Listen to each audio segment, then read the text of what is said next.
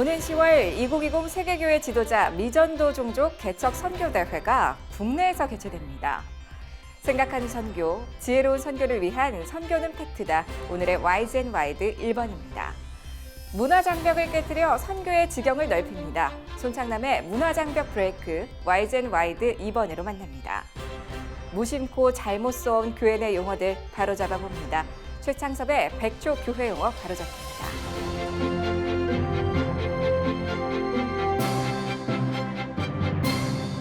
안녕하십니까.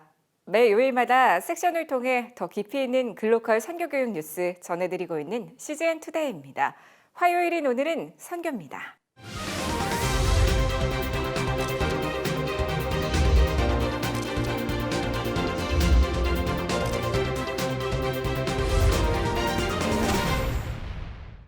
제3의 선교 물결이라 불리는 미전도 종족 선교에는 전 세계가 함께 적극 참여해 왔는데요.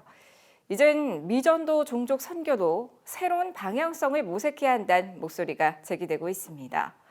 이를 논의하는 자리인 2020 세계교회 지도자 미전도 종족 개척 선교대회가 국내에서 열립니다. 선교대회 박윤환 사무총장 모시고 얘기 들어보겠습니다. 사무총장님 안녕하세요. 네, 안녕하세요.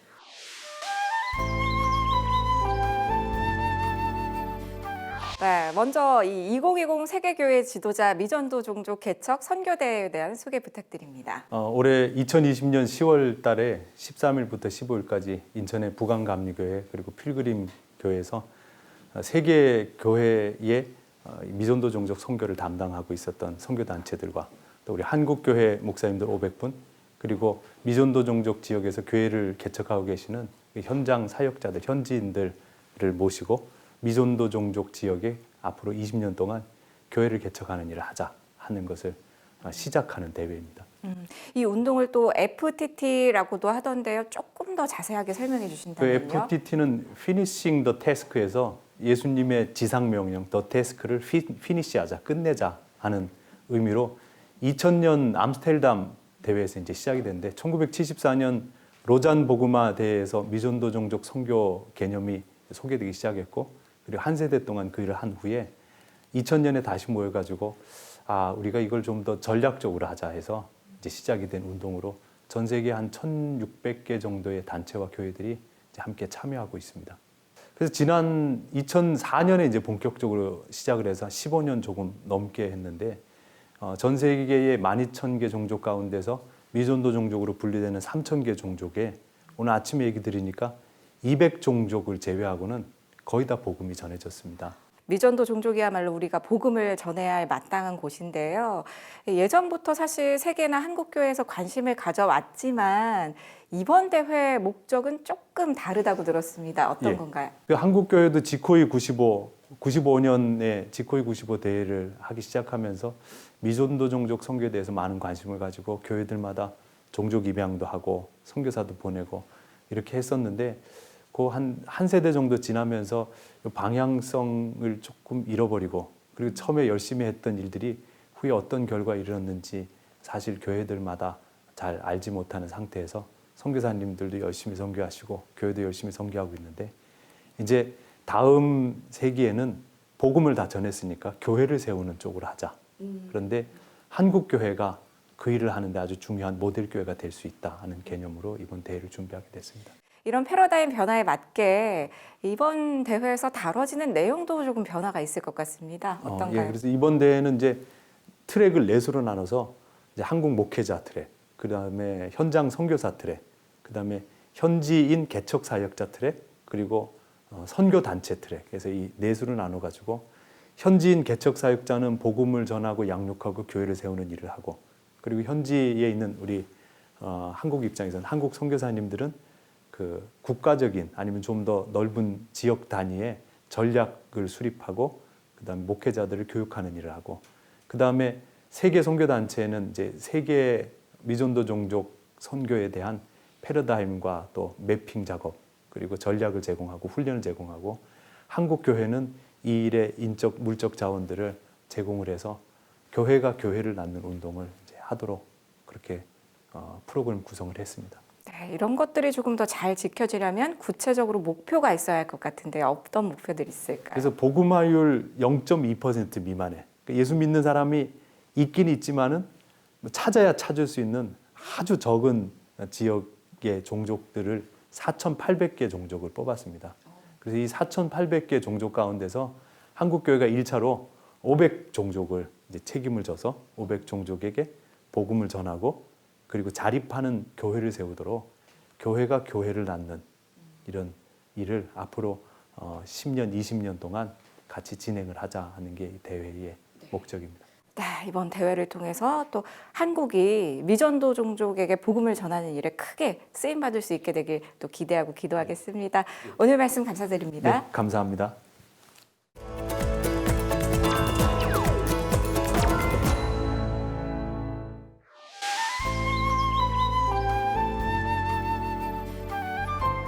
선교사가 낯선 타국에 가서 선교 사역을 하다가 보면 여러 요인으로 상처를 입게 되는데 의로 사역을 했던 한 선교사는 그것을 복음 때문에 받게 된 영광스러운 상처라고 표현합니다. 하지만 이건 좋게만 볼 수 있는 문제가 아니며 간단한 문제가 아닙니다. 왜냐하면 상처는 선교사들의 삶에 전반적으로 영향을 미치기 때문입니다.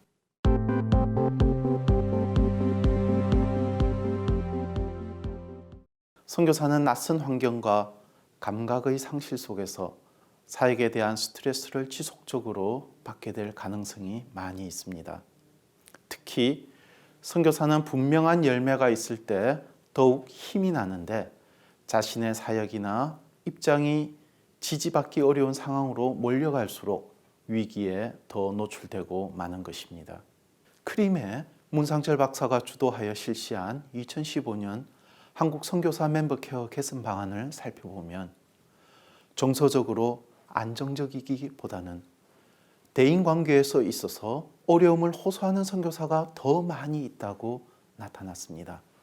이것은 선교사가 살아가는 환경은 겉모습과는 달리 내면에는 말 못할 갈등과 어려움이 존재할 가능성이 많다는 것입니다.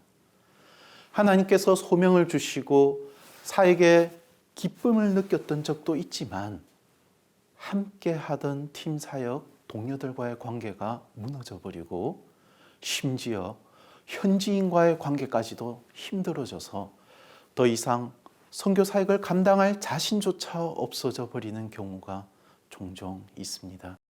이와 유사하게 하나님의 일꾼과 종으로 선택받은 사람들이 아주 오랜 기간 동안 고통받은 결과 하나님께 대한 신뢰의 뿌리가 심하게 흔들렸던 사람들을 성경에서 찾아볼 수 있습니다. 그것은 바벨론의 포로로 있던 이스라엘 백성이었는데 그들의 근간인 예루살렘 성전과 다윗 왕조가 무너져 버렸고 머나먼 타향에서 장기간 탈진의 상태로 수없이 하나님께 눈물로 질문했던 것을 시편 89편을 통해 알 수 있습니다. 왜 하나님이 이제는 우리와 함께 하시지 않을까? 왜 이제는 나에게 은혜를 베푸시지 않으십니까? 46절에는 여호와여 언제까지니까 스스로 영원히 숨기시리이까? 49절에는 주여 주의 성실하심으로 다윗에게 맹세하신 인자하심이 어디 있나이까? 라는 수많은 질문들을 통해 그들은 무너져버린 현실과 장기간의 탈진 상태에서 하나님에 대한 신뢰까지 흔들릴 정도의 어려움을 호소하고 있었던 것입니다. 그러던 중 그들은 모세의 시편인 시편 90편을 다시금 대하게 되었는데 모세의 관점과 모세의 눈을 통해 하나님을 새롭게 인식하게 되었던 것입니다. 주여, 주는 대대에 우리의 거처가 되셨나이다. 산이 생기기 전 땅과 세계도 주께서 조성하시기 전 곧 영원부터 영원까지 주는 하나님이시니이다. 그렇다. 당신이 우리의 하나님이 되신 것이 다윗에게 맹세하신 그때에 비로소 시작된 것이 아니라 모세 이전인 영원 전부터 우리의 하나님이셨다라는 사실을 깨닫게 된 것입니다. 또한 나의 뿌리와 근간이 완전히 무너져버린 이 순간에도 주는 여전히 나의 하나님이시며 미래에도 영원까지 주는 하나님이십니다 라는 놀라운 사실을 접하게 됩니다. 따라서 89편에 표현된 언제까지니까 라는 절망의 표현은 다시 90편에서는 그대로 다시 사용되지만 믿음의 표현이 더딥혀져 나타납니다. 여호와여 돌아오소서, 언제까지니까 주의 종들을 불쌍히 여기소서, 우리의 손이 행한 일을 경고하게 하소서라고 간구합니다. 시편에 대해 정경적 방법으로 연구하는 학자들은 포로로 있던 사람들이 89편 뒤에 모세의 시편 90편을 의도적으로 배치해 놓은 것으로 보고 있는데, 시편 90편은 제4권의 시작이며 90편 이후에 등장하는 하나님은 이제 다윗 왕조에만 국한되는 지역적인 하나님이 아니라 영원 전부터 영원까지의 하나님, 온 세계와 우주의 하나님으로 더 깊고 더 넓게 묘사되고 있습니다. 이 내용에 근거한다면 하나님의 종으로 불렸던 이스라엘 백성들은 신앙의 뿌리까지 흔들리는 장기간 깊은 눈물의 골짜기 속에서 오히려 더 견고하며 더 크신 하나님을 발견하게 된 것입니다. 선교지와 하나님의 일들을 하는 가운데 말 못할 어려움 속에 놓이게 되며 여러 상처들이 생기는 것은 자연스러운 일이지만, 그런 가운데서 더 깊고 놀라운 하나님을 알아가게 되는 일은 말과는 달리 사실은 너무나 고통스럽고 어려우며 하나님의 특별하신 은혜가 아니면 불가능할 것입니다. 우리는 선교사들이 더 많은 열매를 맺을 수 있도록 기도도 해야 하지만, 말 못할 어려운 가운데에서 장기간 탈진과 스트레스를 받고 있는 하나님의 일꾼들을 위해서도 기도해야 할 것입니다. 하루빨리 새롭게 회복되어 이전보다 더 깊고 더 넓은 시각에서 하나님의 일들을 지속적으로 감당할 수 있도록 기도하고 또 격려해야 할 것입니다. 하나님의 특별하신 은혜가 그들을 보호하시고 선교의 사명 또한 지속적으로 이어갈 수 있기를 간절히 바랍니다.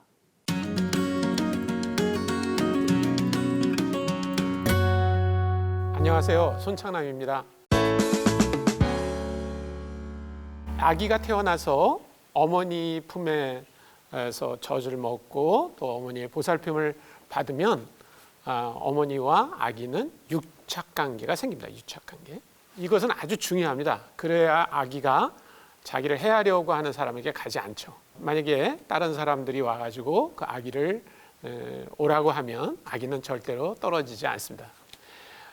그런데 이렇게 엄마의 젖을 먹는 사람이나 동물들은 이런 유착관계가 생기지만 조류는 그렇게 되지가 않습니다. 그래서 예를 들면 오리 알을 사람이 부화해서 그 새끼 때부터 데려다니면 이 새끼는 이 자기를 부화하는 데 도움을 줬던 사람과 유착관계가 생깁니다. 그래서 그 오리는 어미를 쫓아다니는 게 아니라 그 사람을 쫓아다니죠.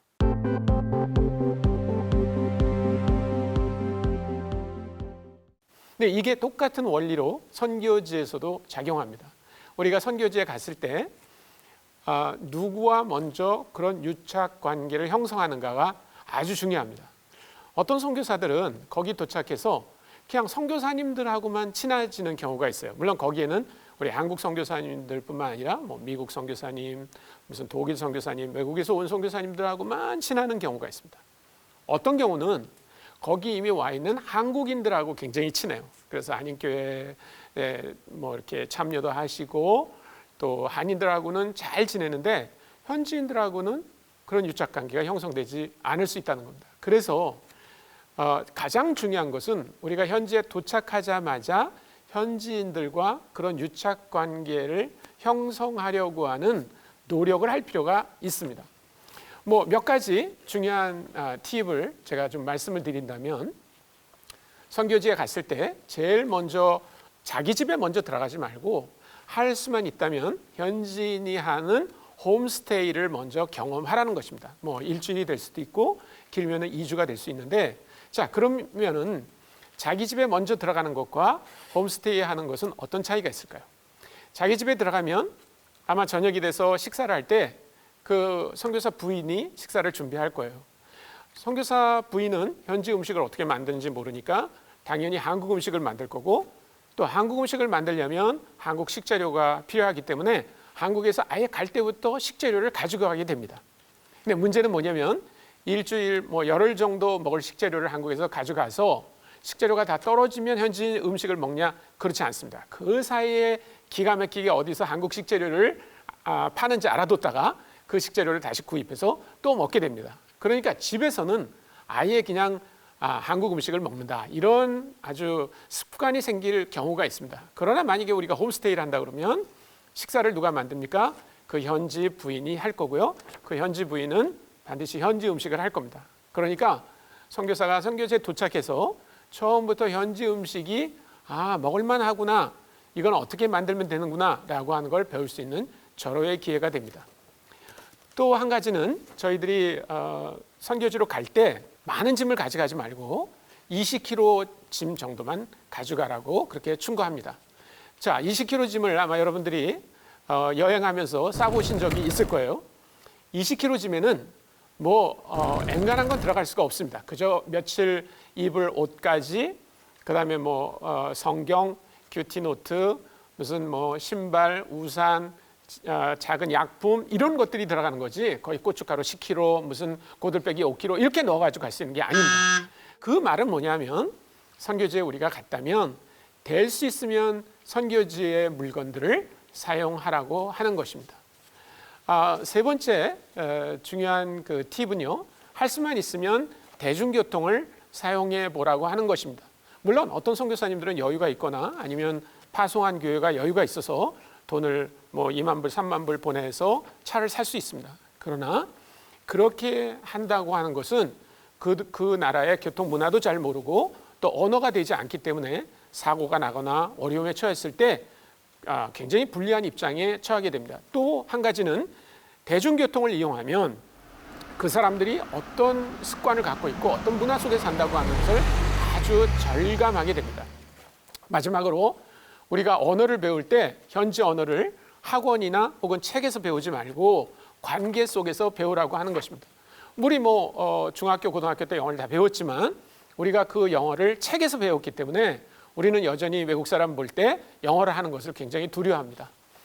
마찬가지로 우리가 선교지에 가서 언어를 배울 때도 학원에 갈 수 있고 책을 통해서 배울 수 있습니다. 그러나 가장 좋은 것은 마치 어린아이들이 언어를 배우는 것처럼 그렇게 동네 사람들이 어떤 말을 쓰는가를 배워서 따라하는 것이 굉장히 중요합니다. 이 세상에서 언어를 가장 잘 배우는 사람이 있다면 어린아이입니다. 그 어린아이들은 그냥 어른이 하는 것을 아주 적절한 때에 이렇게 하기 때문에 아직 문법도 모르고 또 어떤 게 아주 적절한 어휘인지 잘 모릅니다. 그렇지만 충분히 몇 개의 단어 가지고 의사소통을 하는 것처럼 우리도 그런 식으로 언어를 배울 때 정말 자연스러운 현지 언어를 구사할 수 있습니다. 그렇게 함으로 말미암아 우리는 현지인들과 아주 유착 관계를 형성할 수 있게 되고, 그런 유착 관계 속에서 우리가 그들에게 예수 그리스도를 증거하는 것이 가장 효과적인 증거라고 할 수 있습니다. 감사합니다. 오늘의 단신입니다. 마이크 펜스 미국 부통령이 최근 국가 기도의 날을 맞아 참석한 행사에서 코로나19에 맞서 싸우고 있는 이들을 위한 미국인들의 기도에 감사하다며 이들을 위해 지속적으로 기도해 줄 것을 요청했다고 미국 크리스천 헤드라인닷컴이 보도했습니다. 하나님의 아들 예수 그리스도의 생애와 구원 사역에 초점을 맞춘 뮤지컬 지저스가 온라인에서 무료로 재상영된다고 미국 크리스천 포스트가 보도했습니다. 뮤지컬 지저스는 오는 13일 TVN으로 시청할 수 있으며 15일 이후 애플 TV나 아마존 등에서 디지털 다운로드 구매가 가능합니다.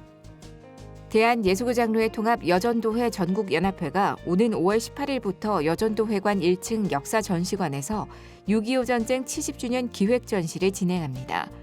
여전도회는 이번 전시를 통해 전쟁 중에도 신앙을 지키며 말씀과 구제에 힘쓴 여전도 회원들의 삶과 신앙을 소개할 예정입니다.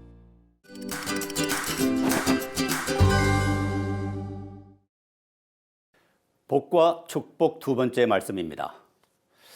용돈을 좀 올려달라고 부모에게 부탁하는 자녀가 이러저러 하니까 다음 달부터는 용돈을 좀 올려주세요. 이렇게 말씀드려야지 만약에 용돈을 좀 올려주게 해주세요. 이렇게 말한다면 그 말을 듣는 부모가 얼마나 헷갈리겠습니까? 얘가 정신이 좀 어떻게 됐나? 아니면 이 녀석이 부모를 희롱하나? 이렇게 생각하게 되지 않겠습니까? 부모님의 용돈을 올려줄 당사자인데 그 부모님에게 용돈을 좀 올려주게 해 주십시오 라고 말하면 용돈을 올려줄 사람이 부모가 아니라 다른 사람이라는 말입니다. 마찬가지로 하나님은 복을 주시는 분이신데 그런 하나님께 기도드리면서 축복해 주시옵소서라고 기도드리면 하나님을 헷갈리게 하는 일입니다. 아니, 하나님은 우리 말에도 그 누구보다 정통하고 박식하신 분이시기 때문에 이 사람이 말로는 나를 복 주시는 분이라고 하지만 실제로는 나를 복을 빌어주는 신으로 무시하는구나, 이런 생각을 하지 않으시겠습니까? 만약에 축복해 주시옵소서가 습관이 되신 분들은 차라리 내릴 강자를 써서 강복해 주시옵소서라고 기도하시기 바랍니다.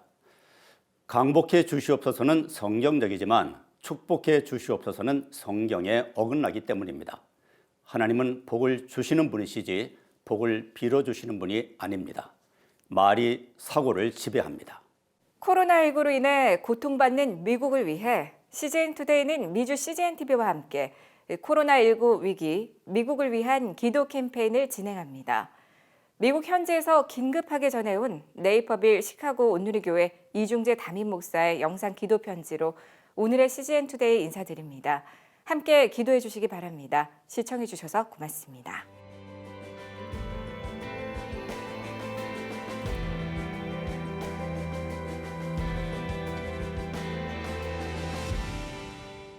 안녕하십니까.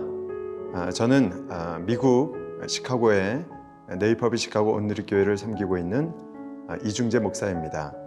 저희 교회 내에서는 성도님들 가운데는 아직 확진자가 없습니다만은 다만 저희 교회 안수 집사님의 어머님 요양원에 계시는데 현재 코로나 확진이 되셔서 격리되어 계십니다. 크게 증세가 심각하게 진행되고 있지는 않아서 다행이기는 합니다만은 성도님들의 기도가 필요한 상황입니다. 무엇보다도 저희 교회의 간절한 기도 제목은 우리 성도님들이 다시금 원래 일상으로 회복되는 것이고 함께 모여서 다 같이 뜨겁게 하나님을 예배할 수 있는 그날이 하루빨리 오는 것을 다들 기도하고 있습니다. 성도님들도 여러 가지로 많이 힘들고 어려우시겠지만 또 미국을 위해서 기도하실 때 저희 교회를 생각해 주시고 같이 함께 기도해 주시면 정말 감사하겠습니다.